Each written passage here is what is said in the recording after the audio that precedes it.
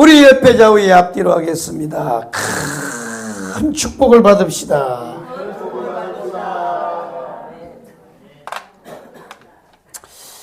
다시 한번 하겠습니다. 주님 이 자리와 우리와 함께 계십니다. 네.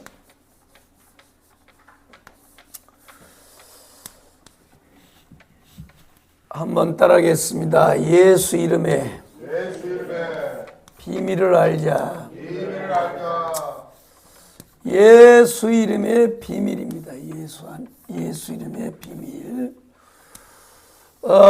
계속해서 말씀을 드립니다만은 예수라고 하는 이 이름 가운데는 비밀이 감춰져 있습니다. 그래서 이 예수란 말을 모르는 사람이 없어요. 이제 지구상에. 아마 지구상에서 예수라는 단어를 모르는 사람은 글쎄요 몇 프로나 될까. 왜냐하면 지금은요 예수는 안 믿어도 일단은 성탄절이 되면요 성탄절을 통해서 믿든 안 믿든 먹고 살기 위해서라도 이 성탄절은 알고 있기 때문에 예수 이름은 다 알고 있습니다. 그런데 이 예수 이름 속에 들어있는 이 감춰진 보안은 몰라요. 그걸 가리켜서 비밀이라 그래요. 비밀. 그래서 이것을 알려면 어떻게 된다? 계시입니다. 계시. 계시의 영이 와야 돼. 계시의 영. 계시의 영이 오지 않으면 절대 이 예수 이름 속에 예수라고 하는 이름의 표면이죠. 이건 표면인데 그 안에 담겨져 있는 이 하나님의 놀라운 축복은 계시의 영이 와야 알 수 있어요. 그런데 하나님 앞에 감사한 것은 우리는 부족하지만 하나님께서 성령으로 계시의 영을 주셔서 예수를 알게 됐다는 거예요. 아멘. 그러니 얼마나 감사해요. 그것만 생각해 봐도 감사하잖아. 참 감사합니다. 그래서 사람도 이름을 가지고 삽니다. 이름. 누구나 다 이름이 있어요. 다 이름이 있습니다. 그 이름 속에는 고유적 이름이 있습니다. 이걸 가리켜서 고유명사라 그래요. 고유명사. 그 다음에 또 하나는 직분적 이름이 있습니다. 사람은 이 땅에 태어나면 누구나 할 것 없이 다 직분을 가지고 있어요. 이거는 사회에서뿐만 아니라 가정 안에서도 다 직분이 있잖아요. 가정에서도 엄마도 직분이고 아빠도 직분이고 다 직분이란 말이에요. 그러니까 모든 사람은 이 고유적 이름과 직분적 이름을 가지고 있는데 바로 우리 주 예수 그리스도도 바로 이름을 가지고 있다는 거예요. 그래서 예수님이 이 땅에 태어났을 때 아들을 낳으리니 이름을 예수라라 그랬어요. 예수라라. 예수. 이 예수라는 이름이 바로 우리 주님에게는 뭐냐? 고유적 이름이라는 거예요. 그러면 이 예수님은 누구냐? 예수님은 누구냐? 바로 요한복음 1장에서 말씀한 그분이 바로 그분이에요. 태초에 말씀이 계시니라. 이 말씀이 하나님과 함께 계셨고. 아멘. 그러니까 이분이 어느 날 갑자기 생겨난 게 아니고 영원 전부터 계셨던, 그래서 창세기 1장에 6번 있으라고 말씀하셨던 바로 천지 창조자, 천지를 창조하신 창조주요 태고의 상고란 말이에요. 태고의 상고. 그런 분이 이 땅에 오신 적이 있습니다. 왜 왔느냐? 저와 여러분의 죄를 위하여 오셨다고. 죄를 위하여, 죄에서 우리를 구원하기 위해 이 땅에 하나님이 사람의 옷을 입고 오셨을 때 붙여진 이름이 뭐라고요? 예수입니다. 예수. 예수. 그래서 이 예수라고 하는 이름 속에는 뭐가 담겨져 있냐? 바로 첫 번째는 구원입니다. 구원. 자, 구원이에요. 아들을 낳으리니 이름을 예수라 하라. 이는 저가 자기 백성을 죄에서 구원할 자이니라. 아멘. 그렇습니다. 두 번째로는 뭐예요? 두 번째로는 우리로 하여금 자유입니다. 자유. 왜 이 자유라는 말을 했을까? 왜 자유라는 말을 했을까? 인간은 하나님께서 아담과 하와를 만드셔서 이미 선악과도 한번 얘기를 내가 드렸습니다만은 인간을 만드셔서 모든 것을 다 줬습니다. 다 줬는데 이 선악과를 따먹음으로 누구의 포로가 되느냐면 바로 죄의 포로가 된 거예요. 다른 말로 하면 뭐예요? 사단의 포로가 됐단 말이에요. 그래서 모든 사람은요 혼돈, 공허, 흑암으로 딱 잡혀가지고 있다고. 그러니까 지금 우리가 이 세상에서 똑같이 밥을 먹고 똑같이 옷을 입고 어떤 사람은 막 화장품도 막 몇천만 원짜리 몇백만 원짜리 쓰고 몇백만 원짜리 옷을 입고 막 그렇게 삐까박개가 살아도 사실 하나님의 눈으로 보면 그는 죄인이요. 아멘. 그 다음에 그는 뭐예요? 노예예요. 노예. 그렇기 때문에 인간은요 자기도 모르게 뭐냐 이 죄의 포로가 되어서 자기도 모르게 끌려다닌단 말이에요. 그런데 하나님께서 이 예수 그리스도로 이 땅에 오셔서 우리에게 죄로부터 구원이요 바로 사단으로부터 우리를 해방시켜 줬다고. 아멘. 그러니까 그 여정을 설명한 게 바로 출애굽기예요.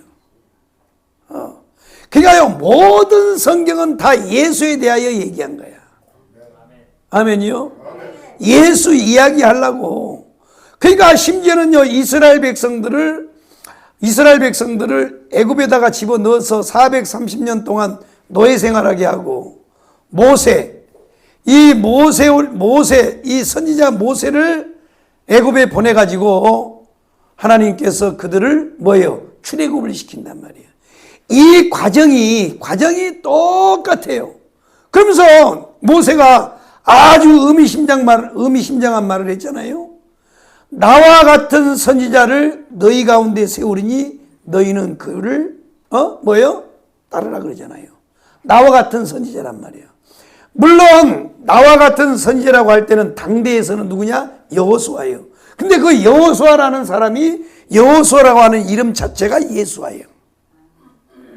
그러니까 지금 나와 같은 선지자를 너희 가운데 세운다라고 하는 이 말은 당대에서는 당연히 여호수아에 대한 지칭이지만 이것이 뭐예요? 바로 예수. 그러니까 모세는 뭐 하다 갔다가 예수의 삶을 살다 간 거야. 아멘. 구약의 모든 하나님의 사람들이 다 예수의 삶을 살아갔다고. 예수의 삶을 살았는데 자 그러면 그 말이 진짠가 인짠가? 자 베드로전서를 한번 보자고. 베드로전서. 자 베드로전서. 자 베드로전서 1장 10절로 11절을 보면 자 그렇습니다. 구약 시대의 모든 하나님의 사람들이 그 시대에 쓰임을 맡았던 모든 사람이 이 예수의 삶을 한 부분 살다 간 분들이에요. 자 베드로전서 1장 10절로 11절 한번 읽어보겠습니다. 시작.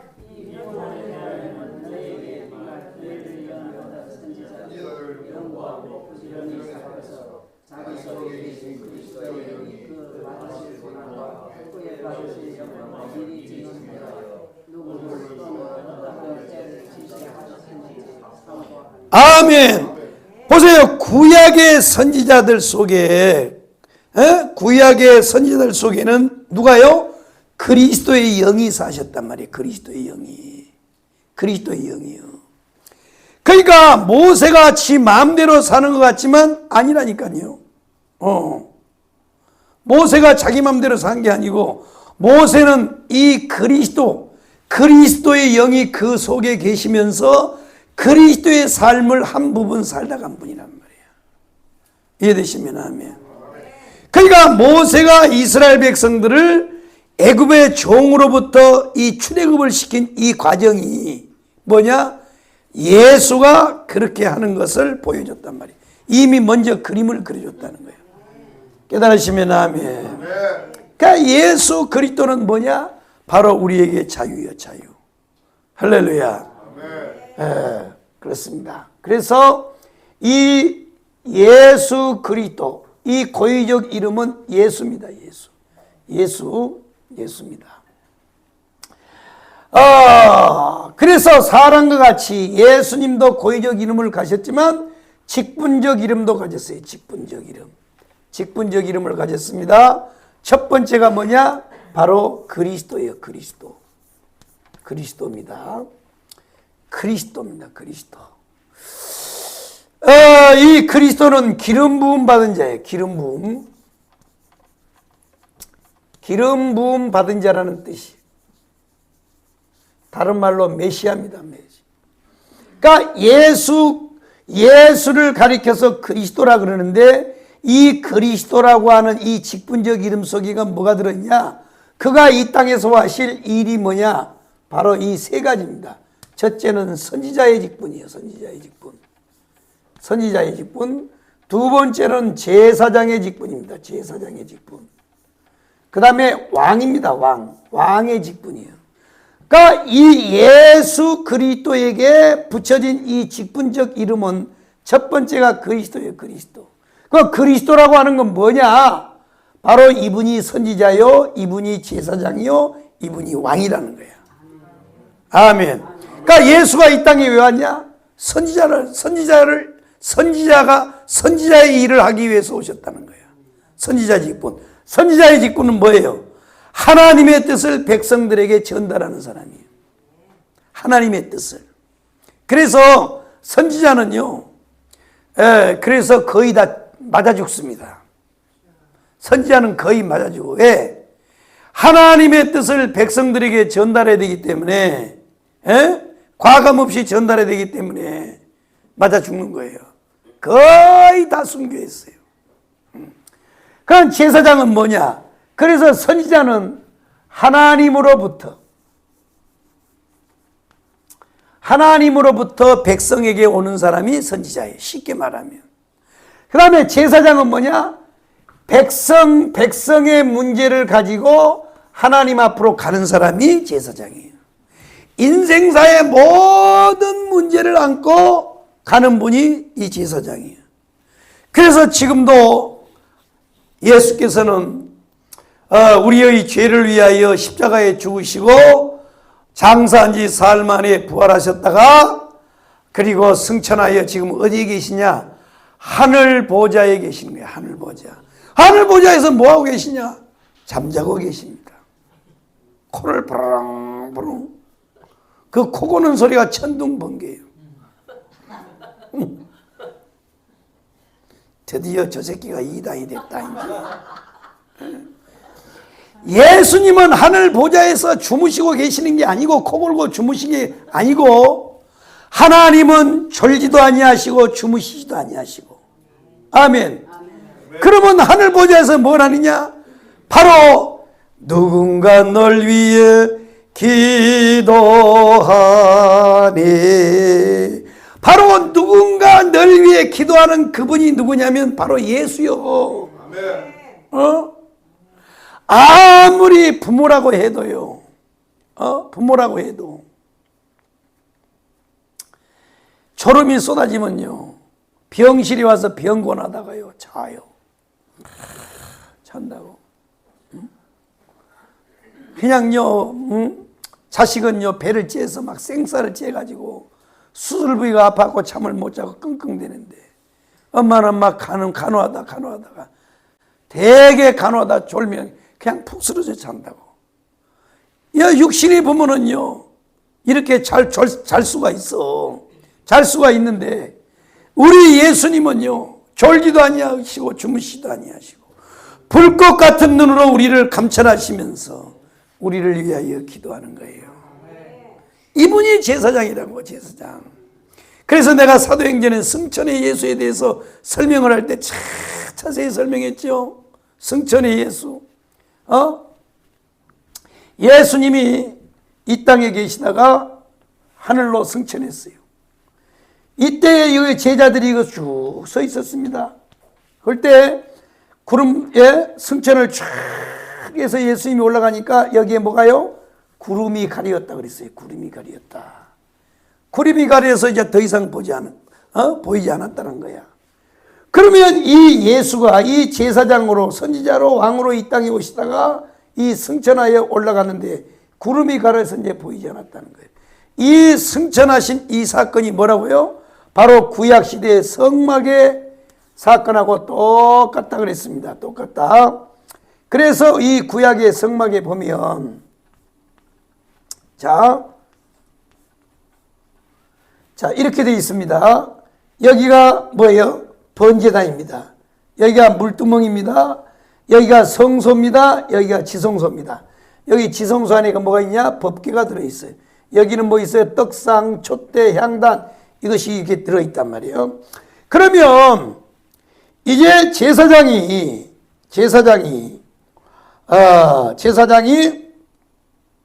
어느 날 이 성막 안으로 갈 때가 있어요. 들어갈 때가 있다고. 그러면 이 문을 통과해서, 이 문이 누구냐? 예수예요. 예수. 이 문을 통과해서 제일 먼저 만난 게 뭐냐면 번제단입니다. 번제단. 이게 뭐야? 십자가란 말이에요. 십자가. 그래서 우리가 교회 와서 항상 보혈 찬송을 먼저 불러야 될 이유가 여기 있는 거야. 아멘이요? 번제단에서 양이나 소를 잡아서 여기서 제사를 드립니다. 제사를 지내가지고 연기가 땅으로 깔리면 이거는 뭐냐? 재물에 문제가 있는 거야. 아니면 이 제단을 관리하는 사람에게 문제가 있는 거라고. 그러면 들어가면 뒤져요, 제사장이. 절대 들어가면 안 되는 거야. 그래서 연기가 쫙 올라가면 하나님이 연락하신 거예요. 향기로운 제물을 받으셨다고. 그러나 우리가 날 굳은 날, 이제 비가 올라고 막 그냥 날이 이렇게 꾸무덕하면요. 옛날에 아궁에다가 불을 피면 불이 쫙 올라가는 게 아니고 밑으로 깔아요. 깔리죠? 막 연기가 나오고 막 난리요. 그런 것처럼 연기가 밑으로 쫙 깔리면 이거는 들어가면 안 되는 거야. 연기가 쫙 올라가야 돼. 그래서 여기서 일바따로 먼저 합격을 하면 그 다음에 가서 물두멍에 가서 다시 자신을 한번 비춰보는 거예요. 그리고 거기다 손을 씻어요. 그래서 여기서도 합격되면 어디로 가냐? 바로 떡상, 향단, 촛대를 거쳐서 어디에요? 이 법궤 앞으로 가가지고 하나님 앞에 앉아가지고 뭐 하느냐? 소곤소곤 돼. 누가? 제사장이. 이 법궤가 뭐냐? 여기는 하나님이 좌정하여 계시는 곳이요. 내가 거기서 너희를 만나고 그리고 내가 거기서 너희에게 말하리라 그랬잖아요. 모세에게 성막을 만들어라, 법궤를 만들라고 해놓고 뭐라 그랬어요? 내가 거기서 너희와 만나고 그리고 뭐요? 내가 너희에게 말하리라 그랬어요. 그러니까 여기서 만남이 이루어지고 여기서 하나님의 말씀이 나오는 곳이 이게 바로 법궤란 말이에요. 법궤. 이해되셨어요? 그래가지고 여기서 소곤소곤하면 뭐가 어떤 사건이 일어나느냐? 바로 이 밖에, 이 바깥마당에 이스라엘의 12지파들이 이날 다 여기 다 모여가지고 이 제사장이 들어갈 때 뭐 한다고 그랬어요? 인생사의 모든 문제를 접수를 받는 거야. 누가? 제사장이. 그래가지고 이렇게 들어가서 이 법궤 앞에 가서 소곤소곤 되면 어떻게 된다고? 역사는 어디서 일어나요? 소곤은 여기서 하는데 역사는 어디서 일어나? 바로 여기서 일어나는 거야. 그와 같이 예수가 승천하여 하늘 보좌로 올라갈 때 여기에 이제는 뭐예요? 이 지상에 수많은 영혼들이 모여서 예배를 드리고 기도를 한단 말이야. 그러면 이 하늘 보좌에서 우리 주님 뭐하고 계시느냐? 하나님, 내가 저들을 위해서 십자가에 죽었어요. 내가 하나님의 뜻 이루어드렸잖아요. 그러니까 지금 쟤들이 지금 내 이름으로 간구합니다. 하나님 들어주세요. 예수가 여기서 하나님하고 소곤소곤 되고 하나님하고 얘기할 때 역사는 어디서 일어나요? 바로 오늘 우리가 모여있는 이 자리에 역사가 일어나는 거야. 깨달아졌으면 아멘. 이해되셨어요? 참 그렇습니다. 그런데 이걸 모르니까요 사람들이 교회를 못 나오는 거야. 에이고 교회 나가봐야만 맨날 그 새끼가 지난주에 했던 소리를 또 하고 저 새끼는 설교 올 것이 더럽게 없는가 그냥 아이고 무슨 고의적 이름을 2달 동안 하고 말이야 하고 귀에서 피가 나겠다고 막 그러는데 아니요. 바로 이런 원리란 말이에요. 이해되시면 아멘. 바로 그 사역 그리스도가 바로 이 사역이란 말이에요. 이 사역. 아멘. 그럼 왕은 뭐냐? 왕은 뭐냐? 바로 다스림이에요. 다스림. 왕권은 다스림이에요. 다스림. 예수 이름으로 명하노니 귀신은 떠나가라 그러면 떠나가잖아요. 여러분요 쫄따구가 포졸이요 막둥이 하나 이 옛날에 그 포졸 있잖아. 포졸 포졸들 지금도 제주도에 가면 제주 관아가 그대로 있어요. 제주도에 가면 제주 관아가 있잖아. 제주 관아. 옛날로 말하면 무슨 재판하는 경찰서 같고 무슨 법원과 같은 곳이 이제 제주 관아인데 아직도 그게 보존돼 있어. 거기는. 그러면요 제주 관아에 있는 포졸이요 몽둥이 하나 들고 물러가라 그러면 물러가요? 어이 새끼 포졸 같은 놈이 이렇게 하죠. 그런데 만약에 원님이 나와서 그 제주 관아의 원님이 그때는 그 제주도의 왕이요 한 고을을 다스리는 왕이란 말이야. 근데 원님이 딱 나와서요 딱 저놈은 곤장을 20대를 쳐라 그 다음에 50대를 치라 그러면 집행이 되는 거잖아요. 그런데 하물며 한 나라의 왕은 뭐냐? 지금은 대통령이 그런 권한도 없어. 세상에요 국민들이 뽑은 대통령이요 헌법재판관들한테 나라가 야 뭐 이런 놈의 나라가 있어요? 이게 헌법재판관도요 누가 만드는지 알아요? 좌파들이 만드는 작품이야. 이것을 위해서. 그런데 국민들이 다 속아요. 저거 없애야 됩니다. 저거 이제. 아니 보세요. 말이 도대체가 안 맞아요. 자 민주주의는요 주권이 어디서부터 나와? 국민으로부터 나오잖아요. 국민에 의하여 국민을 위하여 국민에 의해서 국민을 위하여 이것이 민주주의잖아요. 주권이 국민으로부터 나와서 대통령을 우리가 표로 찍었는데 아니 어떻게 헌법재판관 몇 놈이 판단을 해가지고 난리냐고. 그렇게 하면 안 되는 거예요. 원칙상 하려면 주권이 국민들에게 있기 때문에 이 대통령의 탄핵이냐 이 기각도 국민들로부터 투표를 해야 되는 거야. 원칙은 그게 맞는 거야. 맞아요 틀려요? 우리나라는요 3권 분립이거든. 입법, 행정, 사법인데 세상에요 입법부가요 모든 걸 다 하려고 그래 지금. 이게 보통 문제 아니야. 그런데도 아직도요 목사님들이나요 성도들이 엥 해가지고 있어요. 참 이게요 도대체가 그냥 오직 교회를 세워서 교회 왕국 하나를 만들어 놓고 거기서요 여기가 좋사오니 이렇게 하고 있는 거야.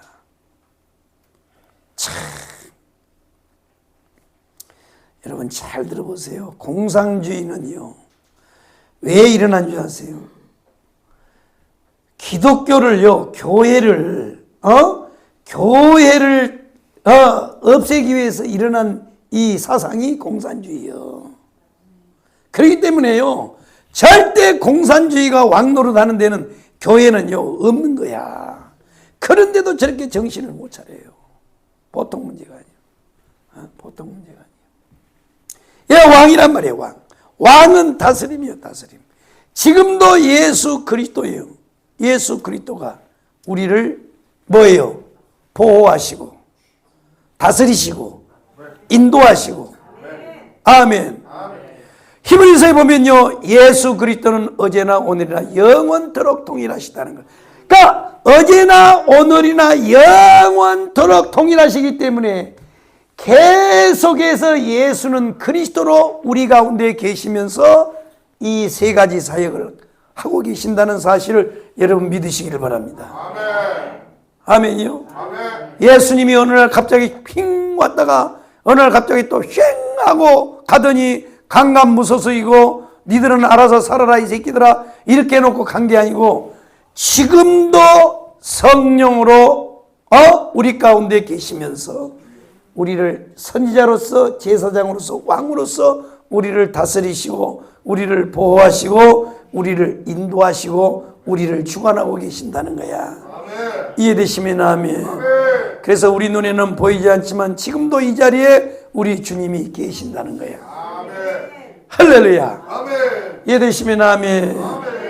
그 다음에 두 번째가 직분적 이름의 두 번째가 뭐냐? 바로 주여 주. 주님입니다. 주님. 퀴리오스의 퀴리오스.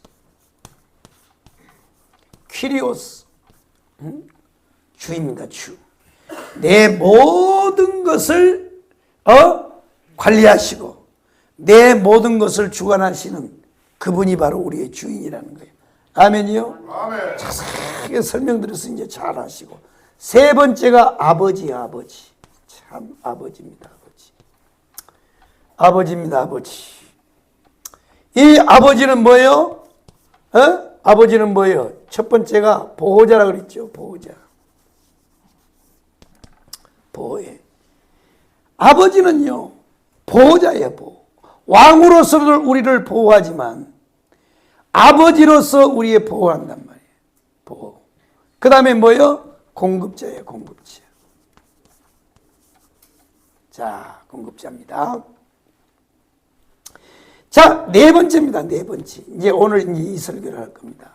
이 네 번째가 뭐냐?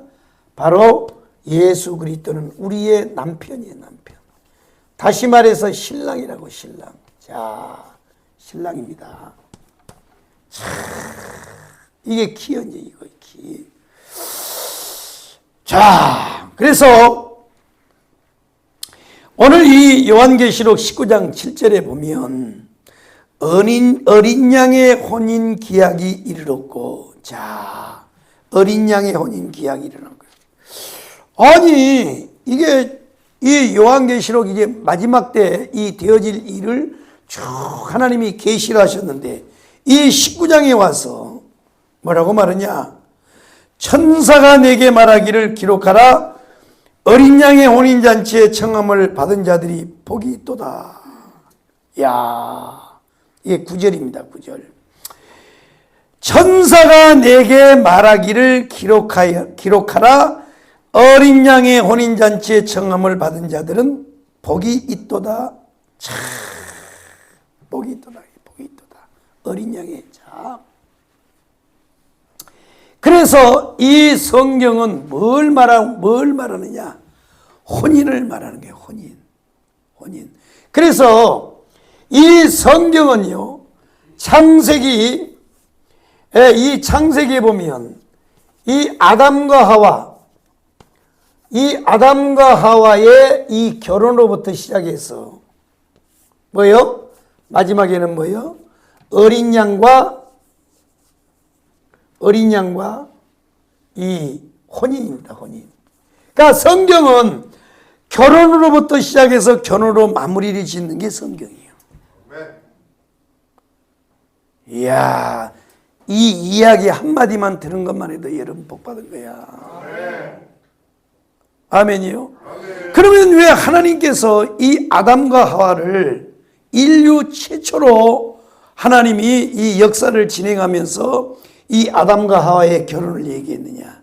그거는요, 아담과 하와를 통해서 생육 번성 충만, 이 땅에 물론 애를 많이 낳아서 온 세상에 충만하라고 하는 이 축복을 주기 위해서도 됐지만 이 아담과 하와의 결혼은 결국 뭐냐?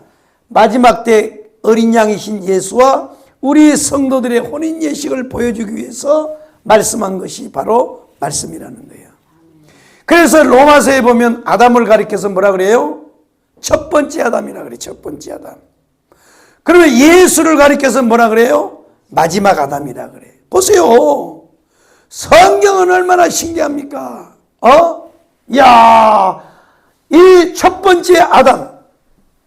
그래서 이 첫 번째 아담인 이 아담을 통해서 신부를 만들 때의 그 과정을 보세요. 아담을 깊이 잠들게 하고 옆구리를 찢어서 그 갈비뼈 하나를 빼가지고 뭘 만들어요? 하와를 만드는 거야. 하와를. 이거는요 모든 성경학자가 동일합니다.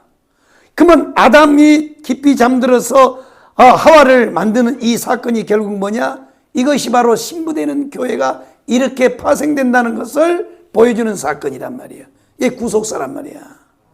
그러니까 예수가 이 땅에 와서 교회가 그냥 생겨진 게 아니고 예수가 이 땅에 와서 뭐예요? 십자가에 죽으시면서 십자가에 못 박혀 옆구리에 창을 찔림을 받아서 물과 비를 다 쏟으시고 바로 그렇게 됨으로 뭐가 나타나요? 교회가 일어나는 거예요. 교회가 일어났단 말이야. 그러니까 예수의 옆구리를 통해서 뭐가 일어났다고요? 바로 신부되는 교회가 일어나는 거예요. 저와 여러분이 일어났단 말이야. 할렐루야. 그럼 뭐 하려고 이렇게 신부를 만드느냐? 바로 요한계시록 19장에 뭐예요? 어린 양과의 혼인 예식을 위해서 그렇게 만들었다는 거야. 그러니까 모든 것이 결혼 이야기예요. 결혼 이야기. 남편과 아내 이야기란 말이야. 예수님이 이 땅에 계실 때, 비유를 들었습니다. 천국은 마치, 뭐요? 자, 25장을 다 찾아봐요. 마태복음 25장. 자,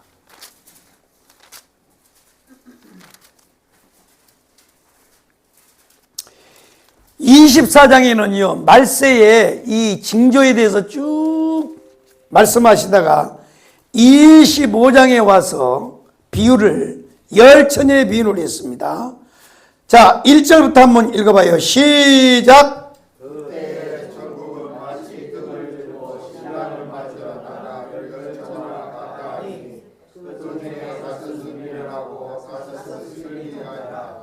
미련한 자들은 등을 맞을 때 기름을 가지지 아니하고 슬기 있는 자들은 그릇에 기름을 담아 등과 함께 가져갔더니. 아멘. 자, 여기까지 이제 우선 읽고 잘 보세요. 예수님께서 이 마지막 때에 24장에는 예수님이 오시기 직전에 어떤 현상들이 일어날 것인가에 대한 비유예요. 그죠? 막 처처에 기근이 일어나고 전쟁이 일어나고 막 이런 거 얘기하잖아요.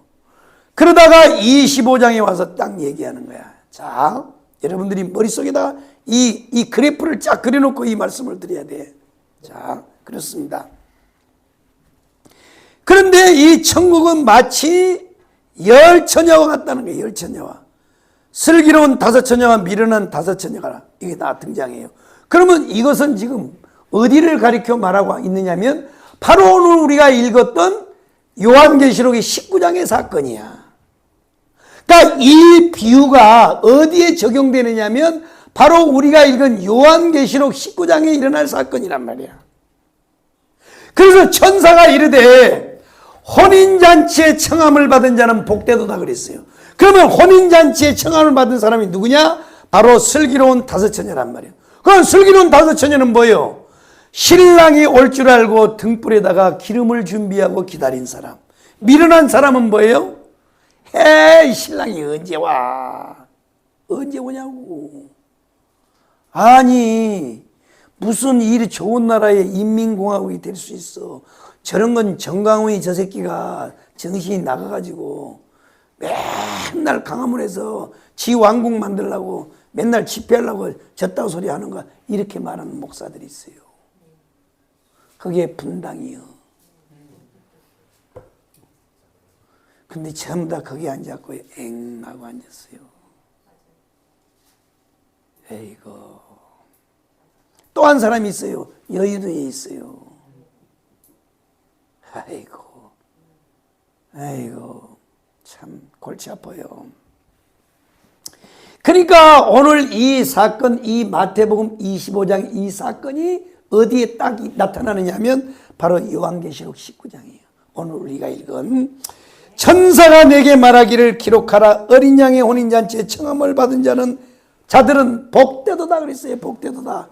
그러나 여기가 이 청함을 받은 사람이 누구요? 바로 슬기로운 다섯 자녀예요. 기름등불 준비하고 예비한 성도들이 간다는 거야. 그러니까 보세요. 결국 모든 것이 다 결혼식 이야기예요. 에베소서에도 슝 얘기해보면 결혼 이야기로 나옵니다. 다 결혼 얘기예요. 심지어 아가서는요 완전히 음란패설이에요. 완전히. 그러니까 솔로몬과 술람미 여인의 이야기인데 이 술람미는 누구예요? 이방인을 대표하는 사람이에요. 이방인. 본처가 누구예요? 본처가 솔로몬이 있었어 없었어요? 있었어요. 근데 본처를 놔두고 이 술람미 여인, 까마잡잡은 술람미 여인, 그런데 더럽게 못생겼다네. 성경학자들이. 나는 그래서 솔로몬이가요 너무나 이뻐가지고 까마잡잡이고 막 이뻐가지고 솔로몬이야 너희 퐁 튀어나온 줄 알았더니 성경학자들이 이 해석을 해놓은 거 보니까 술람미 여인은요 더럽게 못생겼대. 바로 저와 여러분이요. 우리는 더럽게 못생겼어요. 영적으로 말이야. 그런데 하나님이 우리를 긍휼히 여긴 거야. 거기에 퐁 빠져 있는 거야. 그러니까요, 이 솔로몬과 이 술람미 여인, 이 아가서의 이야기는 결국 뭐냐면, 바로 여기의 이야기야, 여기의 이야기. 요거 얘기라고. 결혼 얘기야, 결혼 얘기. 그래서 이 아가서는요, 역사 속에서 계속 공격을 받는 거예요. 이게 무슨 솔로몬하고 이게, 이 솔로몬하고 술람미하고 연애하는데 무슨 가슴이 어쩌고, 아이고, 그런요, 절대 우리가 청소년들한테 못 읽어요, 그거는.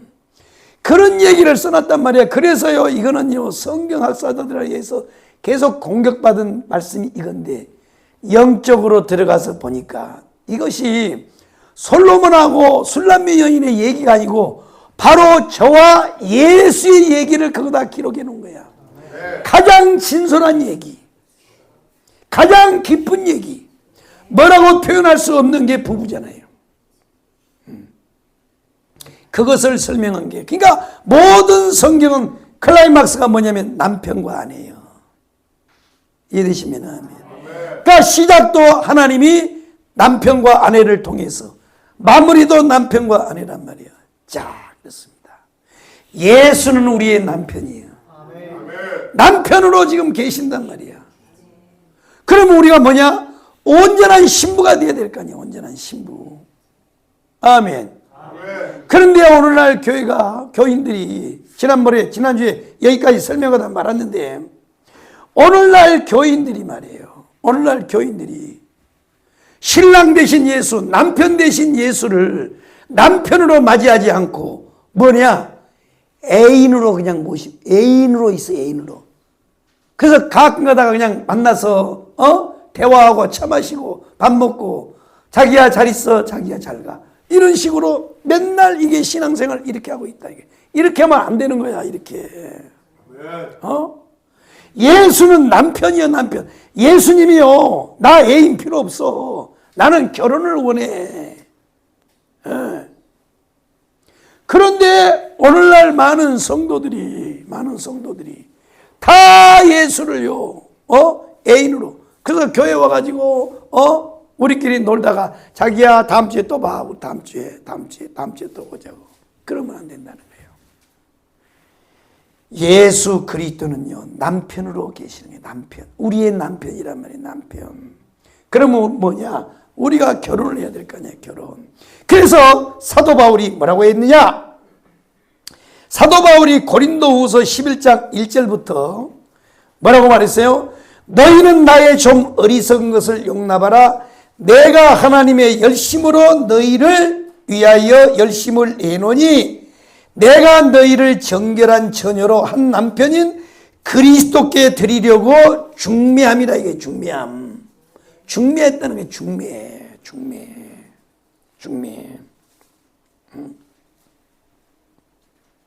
그런데 이게 오늘날 그리스도인들은 이게 사도 바울이 우리를 중매하여 그리스도에게 딱 묶어가지고 결혼식까지 딴딴딴 하려고 하는데 그걸 싫어하는 거야.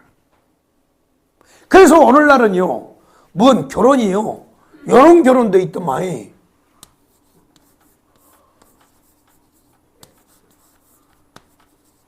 계약 결혼도 있어. 계약 결혼도 있고 또 뭔 결혼이 많더만 요즘에는.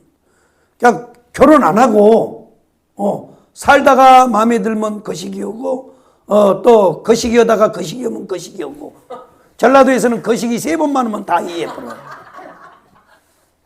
생각할 때는 거시기 해버려. 별 희한한 놈의 결혼이 다 있어. 뭔 놈의 결혼. 나도 조금 늦게 태어났으면 계약 결혼하고 한 여자하고 안 살고 말이야. 그냥 이 여자 저 여자 이렇게 만나고 살 거인데, 아이 참말로 말이야 이거 참.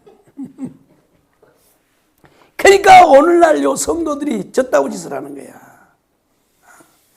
이게 심각한 거라고 생각해. 그러면 왜 하나님께서는 이 땅에 이 제도를 통해서 이렇게 예수를 설명했을까?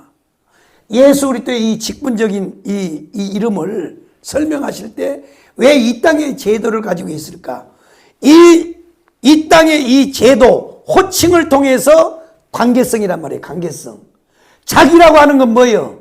자기라고 하는 건 언제든지 지내다가 마음에 안 들면 뭐예요? 사요나라 한다는 거야.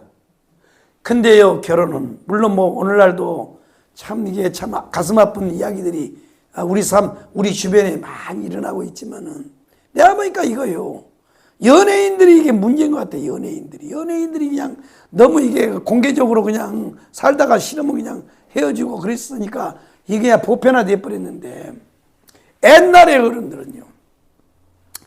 어른들은요 얼굴도 못 보고 결혼한 사람이 많아요. 그냥요 아버지들끼리 자네 딸 우리 며느리 삼게, 자네 아들 우리 사위 삼세, 그러면요 자기들끼리 막걸리 한 잔 먹고 그냥 약속해 놓고 애들 보고 우리들끼리 약속해서 니들 결혼해라 그래갖고요, 본인들은요 만나본 적도 없는데요 결혼한 사람들이 많아요. 보세요, 야곱도 보면 자기가 좋아하는 사람은요 누구요? 라헬이요. 라헬을 위해서 7년 동안 머슴 살았어요. 그 여인을 얼마나 사랑했는지 세상에요. 그런데 러브스토리가 거기서 나오거든. 이야, 그런데 하룻밤 자고 일어나서 봤더니 그 사랑하는 여인 라헬이 아니고 레아를 잡았어. 레아. 야, 참. 그래서 이 호칭이라고 하는 건 뭐냐면 관계성이란 말이에요. 관계. 그러니까 애인이라고 하는 거는요 그냥 친구야. 사랑하는 친구. 그러나 남편과 아내는 달라요. 그래서 옛날 어른들은 그렇게 결혼을 했어도 주례자가 뭐라 그래요? 검은 머리가 팥뿌리가 되도록 그렇게 살아라 그러잖아요. 그래가지고 마음에는 별로 안 들어도 애 낳고요 죽을 때까지 살았다고. 우리요 옛날 어른들은, 부모 세대들은 그랬어요. 우리 엄마도요 14살 때 시집을 왔대. 14살 때 우리 엄마가. 할머니가 몸이 자꾸 아프니까 며느리를 좀 보고 싶으니까 친구네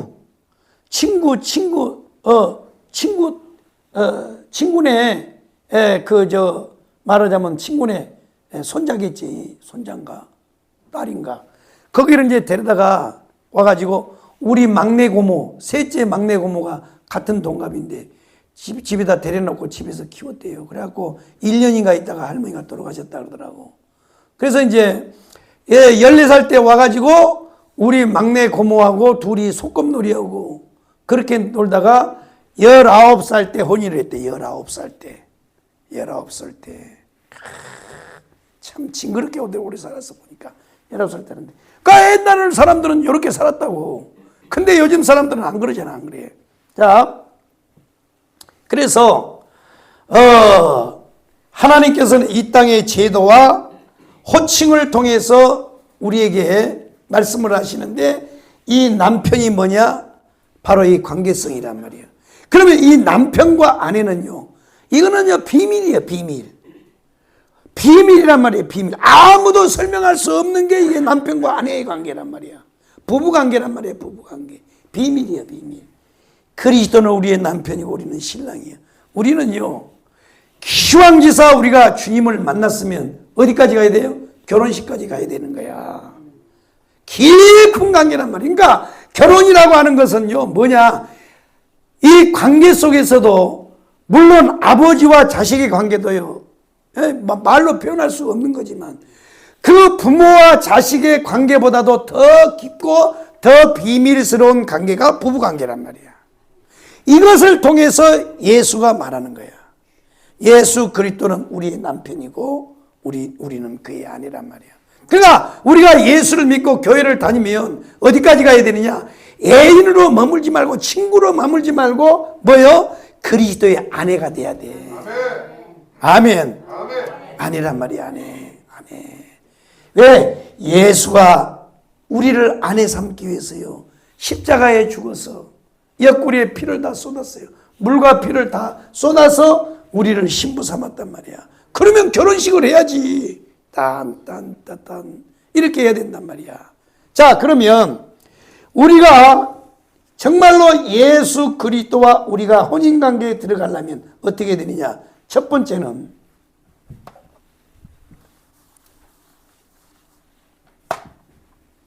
잘 들어요. 이제 오늘 클라이막스예요. 이제 이걸로 내가 이제 예수 이름 끝내려고 그래. 첫 번째가 뭐냐? 첫 번째 단계가 중매의 단계. 중매의 단계가 필요해요. 중매의 단계. 아주 중요합니다. 중매의 단계인데, 이거는요, 이미 사도 바울이 우리에게 했어요. 사도 바울이.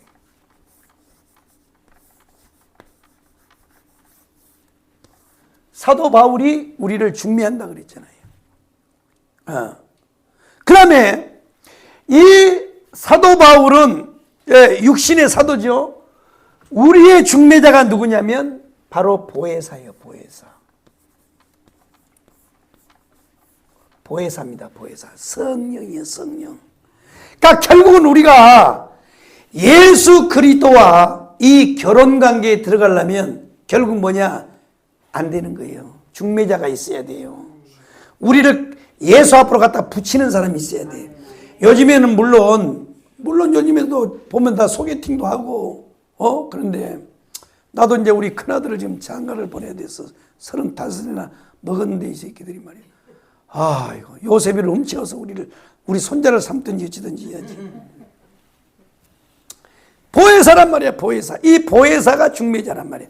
그러니까 결국 예수 그리스도와 우리를 결혼의 관계, 깊은 관계로 이끌어 가시는 분이 누구냐면 결국 성령이야. 그러니까 성령 받아야 돼. 성령 못 받으면요, 절대 결혼 단계 못 가. 성령 세게 받아야 돼. 성령. 아멘이요. 그러니까 우리가 예수는 남편이고 우리는 지금 이제 표면적으로는 예수는 남편이고 우리는 일단은 신부가 됐어요. 그럼 뭐하냐고. 그럼 뭐하냐고. 아니, 이름만 남편이고 이름만 아니면 뭐해. 애인으로 있는데 부부가 돼야 될 거 아니야. 부부가 결혼식을 마쳤으면 제주도 신라 호텔에 가서 하룻밤을 자야 되는데 안 자는 거야. 우리가 그거하고 똑같은 거예요. 똑같아. 내가 뭐 여러분들 앉혀놓고 뭐 지금 음란패설한 줄 알아. 안 그래요. 그게 뭐냐면 똑같은 원리란 말이야. 그러면 지금 사도 바울이 우리를 중매한다 그랬잖아요. 그러면 결국 예수 그리스도 우리하고 붙이는 사람이 누구냐면 보혜사예요. 성경의 이 보혜사의 사역을 감당한 사람들이 많이 나와요. 첫 번째는 사도 바울입니다. 이거 보혜사를 먼저 써야 되는데 사도 바울을 먼저 썼어. 정신머리 하나도 없어. 보혜사입니다. 보혜사. 성령이 안 기뻐해. 자, 그러면 이 보혜사의 사역을 감당하는 사람이 누구냐? 첫 번째가 사도 바울이에요. 사도 바울이란 말이에요. 사도 바울. 자, 구약 성경에 가보면, 자, 구약 성경에 가면 이삭하고 리브가를 붙이는 사람이 있어요. 그 사람이 누구게? 예? 엘리에셀이에요. 엘리에셀. 자, 그렇습니다. 그러니까 우리가 그리스도와의 이 신랑 신부 관계, 부부 관계로 들어가려면 첫 번째 단계가 누구냐면 중매자가 필요해요. 우리를 갖다 붙이는 사람이 필요하다고. 그분이 누구냐면 바로 보혜사예요. 보혜사. 보혜사 성령이라고. 그래서 위대한 하나님의 종들은요, 성령을 붙잡고 승부한 거야. 그게 대한민국에서는요, 조용기요, 조용기. 어디라고 조용기 목사님을 갖다가 말이야 판매하냐고. 응? 수많은 사람들이 이 조용기 목사님을 통해서 그리스도의 신부가 되고, 응? 축복을 받았다고. 이 시대는 정강훈이에요. 정강훈 목사님이라고. 정강훈 목사님. 그래서 시대마다 성령 운동한 사람들은요, 사단이가 역사하게 돼 있어요. 왜? 이렇게 깊은 얘기를 한다면 여러분들이 들어가 봐요. 아무리 설교 들어봐야 이런 설교를 안 하잖아요.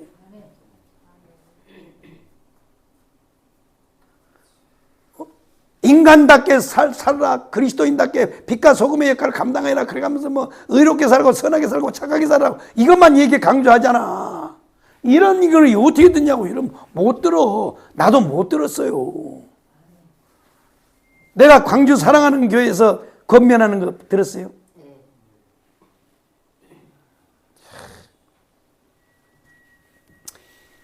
벌써 광주 딱 가는데요, 성령이 내 마음 가운데서 작용을 했어요. 작용을 했다고. 아내, 준비하라. 그러니까 나 혼자 그냥 묵상한 거야. 근데요, 당일까지 나한테 얘기를 안 해, 한경수이가. 그래갖고 이제 아침에 이번 주 금요일 날이 내가 이제 사랑조립교 철학기도 인도해야 되는데, 이거 차표를 깨보니까 없어. 올라오려고. 그래가지고 이제 이렇게 저렇게 해서 됐는데, 전 목사님이, 야! 빨리 올라가서 설교해라. 이제 그랬는데, 어떻게든 이제 올라가려고 했다가 식사하고 올라오시는 바람에 호텔에서 이렇게 눈 맞아. 목사님, 인사를 했더니, 빨리 가. 설교하러 빨리 올라가라고 그래서, 안 갑니다. 나는. 왜 안 가? 그러더라고.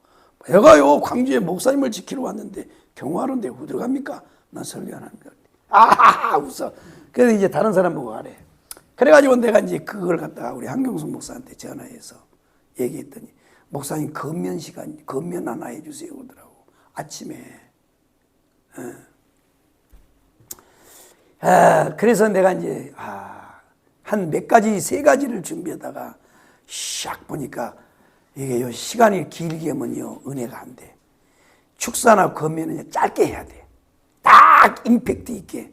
성령이 작용한 대로 딱 터뜨리고 딱 끝내버려야 돼. 내가 민수기 조직의 원리를 가지고 딱 건면 딱 해버리잖아요. 딱. 사모님이 나한테 그래. 서미 형사님이 차 타고 오다가 서미 형사님이, 목사님, 건면의 말씀, 민수기 조직으로 했는데 자기가 큰 은혜를 받았대. 에이, 사모님 그냥 좋으라고 그런 소리지. 아니요.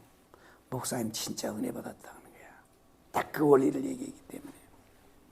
그러니까요, 결국은요, 성령이요, 성령. 이분을 따라갈 분이 없어. 성령은요, 하나님의 깊은 것이라도 통달하시는 분이야. 우리는 하나님의 예배하는 걸 몰라요. 멍해. 근데 이 성령은요, 로마서에 보세요. 하나님의 깊은 것이라도 통달해. 그러니까 하나님이 뭘 원하시고 뭘 기뻐하는지를 다 아시는 분이 요 분이요. 그러니까 신랑 대신 예수가 뭘 원하는지 잘 아는 분이 요분이란 말이야. 그래서 이 신약시대는요, 일받다가 사도 바울이야, 사도 바울. 사도 바울이 중매를 하는 거야. 사도 바울은 중매자란 말이야. 그렇다면 이 시대의 담임 목사들이 또 중매자입니다. 또 여러분들이 중매자예요. 사람을 데려다가 그리스도에게 붙이는 일이 여러분들이잖아요. 저잖아요. 바울은 전도자예요, 전도자. 그러니까 바울은 한 영혼을 지옥에서 끌어내서 생명으로 옮기는 그 일도 전도지만, 뭐요? 마귀에게 빼앗긴, 마귀에게 지금 속아서 결혼한 그 사람을 데려다가 예수한테 혼인시키는 것이 바울이 전도라고 생각하는 거야. 이해되셨어요? 같은 말이란 말이에요, 같은 말. 우리는 이미 아담과 하와가 범죄하여 사단이하고 결혼해 버렸어요. 그래서 성경에 보면 전부 다 불량 여인들을 다 써놨어요. 불량 여인들. 그걸 내가 영적으로 다 풀어줬죠. 마태복음 족보 이야기하면서 다 얘기했잖아. 왜 예수님의 족보에 그런 여자들이 들어갔냐 이거야. 누시라든지 그 다음에 또 뭐야, 다말이라든지 다 이런 여자들, 불량한 여자들이 다 나오는데 그게 아니고, 그 얘기가 아니고 내가 설명 다 드렸잖아. 그래서 이 성령이 이게 중매자란 말이에요. 성령의 도움이 있어야 일단은 우리가 결혼할 수 있어. 왜 오늘날 그리스도인들이 교회를 다니면서 예수와 깊은 결혼의 단계까지 못 들어가냐면 결국 뭐냐? 이분의 도움을 못 받아서 그런 거야. 이분의 도움을. 자, 이게 엘리에셀입니다. 엘리에셀. 그 다음에 이 대표적인 사람이 하나 나오는데 누구냐면 바로 나오미요. 나오미입니다. 어디에 나와요? 룻기서에 나옵니다. 자, 그러면 우리가 지금 설명했잖아요. 예수는 남편이고 신랑이고 우리는 그의 아내요, 신부란 말이야. 그런데 명칭은 이렇게 지금 호적상은 돼 있는데 저와 여러분이 호적상으로는 지금 남편과 아내라고 돼 있다고, 신랑과 신부가 돼 있어요. 앞으로 요한계시록 19장에서 결혼식 할 거란 말이야. 이미 우리가 했단 말이에요. 근데 호적상으로만 돼 있지 결혼 단계가 안 돼 있는 거야. 누가요? 오늘날 그리스도인들이. 왜 그러냐? 첫째는 이분의 도움을 못 받기 때문에 그러는 거야. 걔가 맨날 양해인으로 저 새끼하고 결혼해야 될까?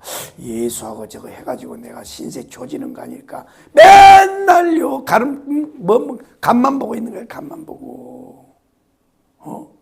간만 보고 있는 거야. 참 말이야. 참 내 돈이나 뜯어 먹으려고 저게 예수님은 돈 필요 없어요. 필요 없다고. 그러니까 이 보혜사의 사역을 가장 적나라하게 설명한 것이 어디냐? 룻기예요. 룻기서란 말이에요. 룻기서. 잘 들어봐요. 그러니까 어떻게 해서 우리가 예수 신랑과 결혼할 수 있느냐? 우리는 결혼의 관계까지 가야 돼. 깊이 들어가야 돼. 깊이.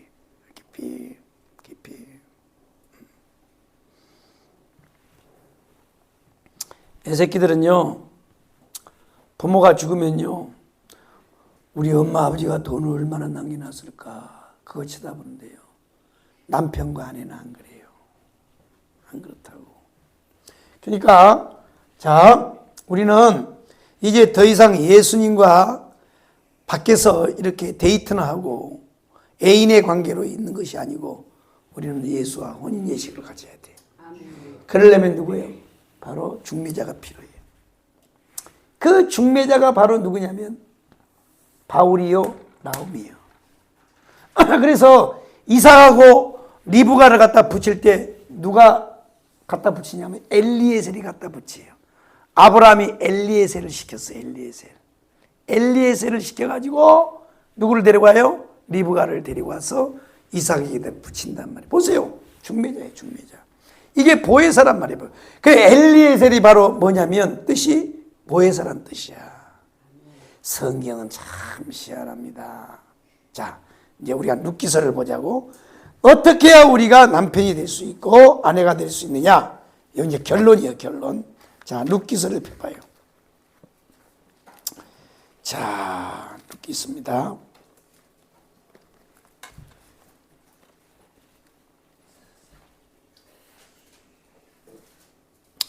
자, 룻기서 3장입니다. 룻기서 3장.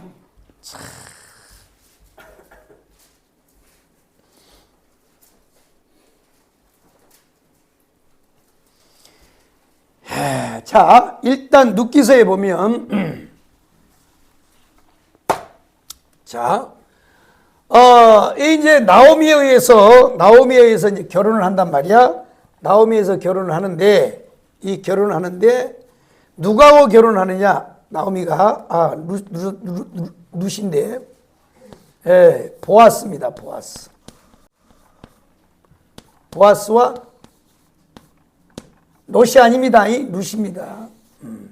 보아스입니다. 여기 보니까 이 보아스는 누구냐면, 이 사실은요, 보아스가 누구냐면 다윗의 할아버지예요. 다윗의 할아버지. 알죠? 다윗의 할아버지라고. 다윗의 할아버지인데 이 보아스가 누구냐면 베들레헴의 유력자예요. 그러면 이 보아스는 누구냐? 바로 그리스도입니다. 그리스도. 예수 그리스도의 모형이요, 모형. 예수 그리스도의 모형으로 나타나요. 누가요? 보아스가. 그러면 이제 이 며느리 룻을 갖다가 보아스한테 붙이는데, 이 일을 누구가 하느냐면 바로 나오미가 하는 거예요. 나오미가. 참 성경은 희한합니다. 그러면 이제 룻은 누구요? 사실 이방인이에요. 그에 우리는 감사해야 돼요. 이방인의 구원이 여기서 또 나와요.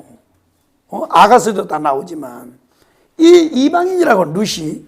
그런데 이 룻을 데리고 이제 베들레헴에 올라가 가지고 이 룻을 누구한테 갖다 붙이냐면 보아스, 예수 그리스도의 모형인 보아스에다 갖다 붙이는데, 오늘 이 말씀을 잘 듣고 우리가 어떻게 해야 그리스도의 온전한 신부가 되고 결혼의 관계까지 갈 수 있는가, 이것을 여러분들이 착 아시기를 바랍니다.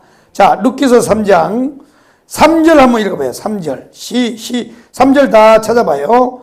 자, 룻기서 3장 3절부터 5절까지 읽겠습니다. 시작.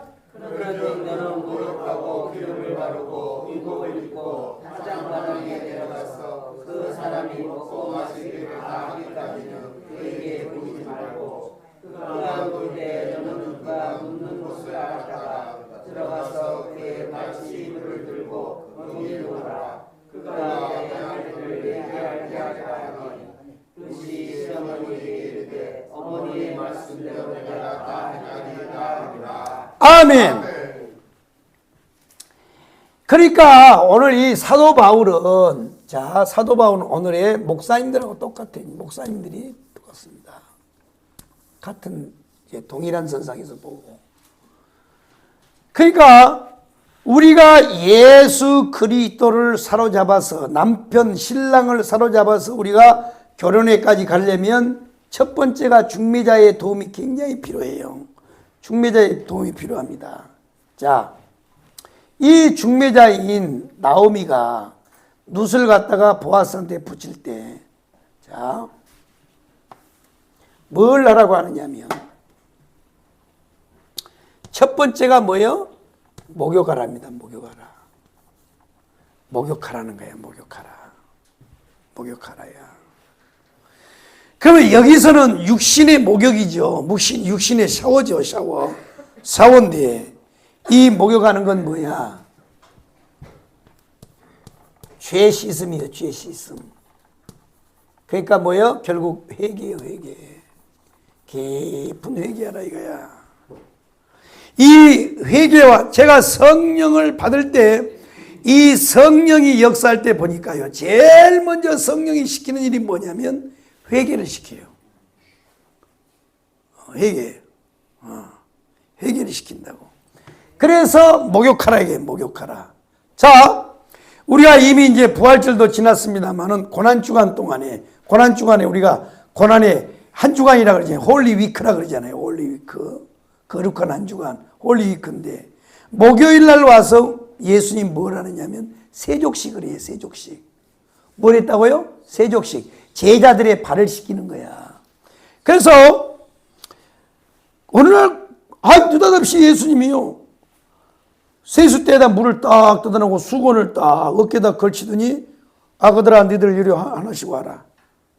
그래서 왜요? 그랬더니 니들 쓰리빠 벗고 여기 가서 내가 발을 씻겨줄게. 이게 옛날 부잣집에는 종들이 많은데 제일 하빨이 종이 뭐라냐면 주인이 밖에 나갔다가 들어오면 제일 먼저 마루에 딱 걸터앉으면 하는 일이 물 떠다가 발 씻기는 일이에요. 누가요? 종들 중에서도 제일 계급이 낮은 하빨이 가장 쫄따구가 한단 말이야. 근데 예수님이 그 일을 해요. 그러니까 제자들이 아니 우리가 예수님 발을 뜯겨주고 어떻게 선생이 우리 발을 뜯깁니까? 아니야. 그러면서 죄 씻음 문제에 대해서 얘기를 해요.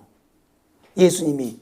그러니까 베드로가 우통을 홀딱 벗더니 그러면 예수님 우리 몸뚱이도 다 씻겨주세요. 그러니까 이미 한 번 씻은 놈은 씻을 필요가 없고 발만 씻으면 된다.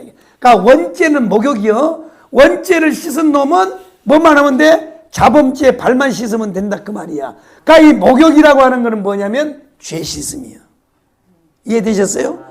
죄를 씻으려면 뭐 해야 돼요? 회개해야 되는 거야. 만일 우리가 우리의 죄를 자백하면 주는 미쁘시고 오로사 우리 죄를 사하여 주시고 우리를 모든 불의에서 깨끗게 하여 주시리라. 이걸 목욕이라고 말해요. 중매자가 이걸 지금 시키는 거예요. 중매자.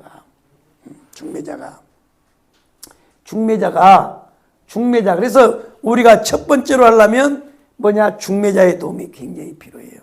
성령이 우리를 강권으로 역사한단 말이야. 그리스도의 신부요. 성령이 없이는 안 돼. 성령이 반드시 이게 보혜사 성령 바로 뭐냐? 중매자가 필요하단 말이야. 그 다음에 두 번째로는 이제는 뭐냐? 이 중매자가 실질로 신랑을 잡을 수 있는 원리를 가리키는 거예요. 원리. 중매자가 신랑을 잡을 수 있는 결혼식 하기 위한 결혼의 실천 단계. 이 신랑을 잡는 이 결혼의 단계인데 첫 번째가 뭐냐? 목욕하라예요. 목욕하라. 그러니까 여러분들이요. 그러니까 이 회개도 절대 성령의 도움이 없이는요 못 씻어요. 사실은 이게 성령의 비침이란 말이에요. 성령의 비침. 죄를 알게 해요. 그래서 저도 그런 기도를 합니다. 주님, 자꾸 그냥 형식적이 자꾸 돼가지만 주여, 오늘 주님 앞에 왔습니다. 내가 한 주간 동안 또 하루하루 지은 죄를 회개합니다. 비침을 주시옵소서. 혹 내가 어리석어서 죄를 죄로 깨닫지 못하고 지은 죄, 그래서 회개하지 않고 묻어두고 그냥 지나쳐 온 죄도 주님 이 시간 비침을 받기를 원합니다. 또 죄인 것은 알았지만 내가 연약해서 죄인 건 알았지만 연약해서 내가 또 죄를 범했나이다. 특히 그게 뭐냐? 이 감정적인 죄는요 우리가 알면서도 지어요. 감정적인 죄, 탐욕이나 욕구나 이런 거는요. 그러니까 배가 고픈 사람들 보세요. 배고픈 사람들은요 남의 물건을 훔치면 뭐예요? 잘못됐다는 걸 알면서도 배고파 죽겠으니까 이건 본능이잖아요. 그러니까 빵 하나 훔쳐서 먹는 거야. 장발장처럼. 장발장은 빵 한 개 훔쳐 먹었다가 감옥에 갇히잖아요. 장발장처럼. 그러니까 우리가 죄인 것은 알았지만 뭐예요? 우리가 연약해서 죄를 범할 때도 있단 말이에요. 주님, 이제도 용서해 주시기를 원합니다. 왜? 요한일서에서 그랬잖아요. 만일 우리가 우리의 죄를 자백하면 주는 미쁘시고 의로사 우리의 죄를 사하시고 우리를 모든 불의에서 깨끗게 해주신다 그랬잖아요. 아니 성경이 그랬잖아. 그러니까 빨리요 회개해버려야 돼. 죄를 가지고요 끈적끈적 있으면 어떻게 되냐? 가론유다처럼 자살하게 돼 있어요. 자살하게. 사람은 양심이라는 게 있기 때문에요, 죄의 가중 처벌이 계속되면 다 자살해버려요. 그러니까 보통 사람들은 그런다고. 특히 그리스도인들이요 죄를 범해가지고 이게 회개의 역사가 안 일어나면요 너무 심적인 고통받다가 자살해버려요. 근데 여러분 만약에 예수 믿는 사람이요 자살해버리면 죄가 더 가중처벌이 돼. 이거는요 골치 아파요. 아예 빨리 회개하는 게 나아. 특별히 우리는요 물질 문제, 이성의 문제, 의식주 문제에 대해서는요 참 우리가 알면서도 죄를 짓잖아요. 의식주 문제 특히 그 죄를 짓게 돼 있다고. 그런데 하나님이요 다 십자가에서 다 이루어놨어. 그러니까 여러분 우리는 회개하면 된다고. 아멘. 그런데 이거를요 회개하지 못하고 가지고 있으면 뭐하느냐? 사탄이가 장난질을 해요. 응? 아브라함이가 다른 예물은 다 재물은 쪼개놓고 산비둘기 집비둘기는 안 쪼개니까 솔개가 계속 공격을 하는 거야. 그러니까 뭐냐? 아브라함이 큰 것은 다 회개했는데 다 버렸는데 적은 것을 못 버리고 있는 거야. 그걸 하나님이 비춰준 거야. 그게. 예? 비춰준 거란 말이야. 그러니까 우리는 싹 회개해야 돼. 두 번째로 기름을 바르라. 기름을 부어라. 기름을 바르라. 이게 기름 바르라. 이게 역시 뭐냐면 이 기름이라고 하는 거는 성경에 보면 성령이에요. 성령의 기름 부음이란 말이에요. 성령의 기름. 아멘. 그 다음에 세 번째로는 의복을 입으라 그랬어요. 의복. 하루 종일 밭에서 말이야 이삭 줍다가 루시 그냥 땀 냄새 그냥 막 이렇게 막 더럽혀진 옷을 입고 보아스한테 가봐요. 이게 뭐 이 거지 같은 년이다.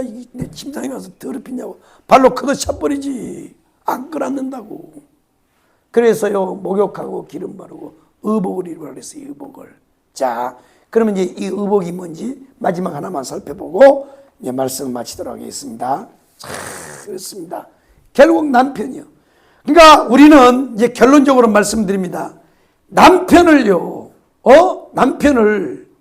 계약서상으로만 남편 아내가 돼 있으면 안 돼요.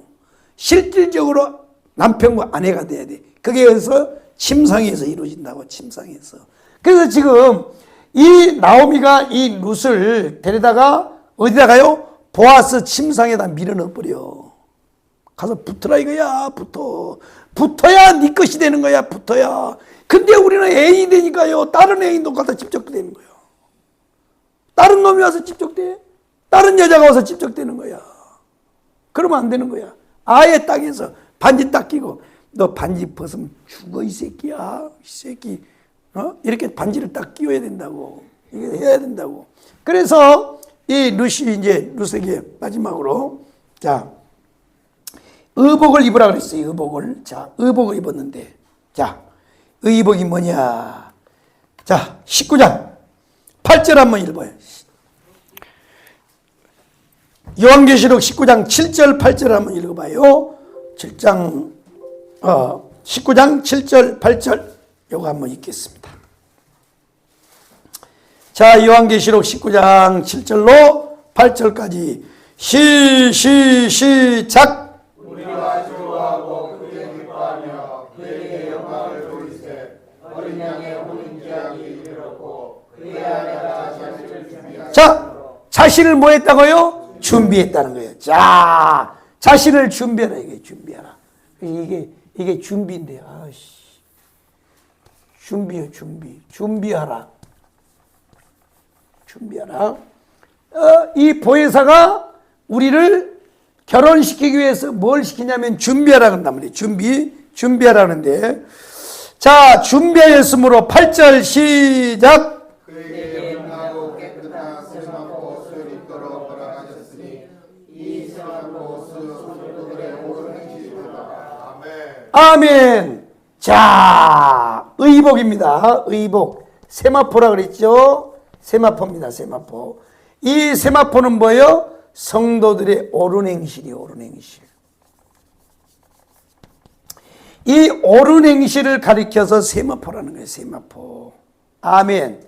그러면 이제 옳은 행실이라 그러니까 우리는 자꾸 여기다 윤리적 기준을 다루는데 그게 아니고, 잘 들어요. 물론 옳은 행실이 바로 유교에서 불교에서 말하는 선하게 살고 착하게 살고 의롭게 사는 것도 맞는 거야.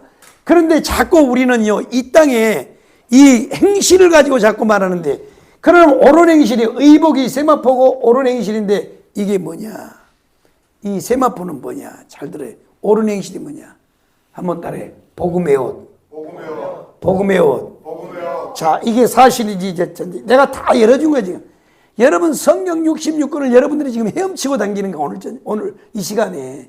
자, 보세요. 이 옳은 행실이 우리는 자꾸 윤리적 관점에다 갖다 대거든. 그리고 성도들을 자꾸요, 그거 하면 안 돼. 안 돼. 안 돼. 자꾸 율법으로 조질라 그러거든. 아니요. 자, 이 옳은 행실이 뭐냐? 자, 에베소에서 보면, 에베소서로 넘어갑니다. 에베소서.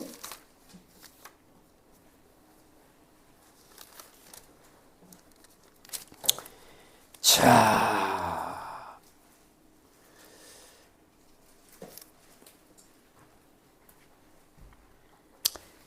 에베소서 6장을 한번 보겠습니다.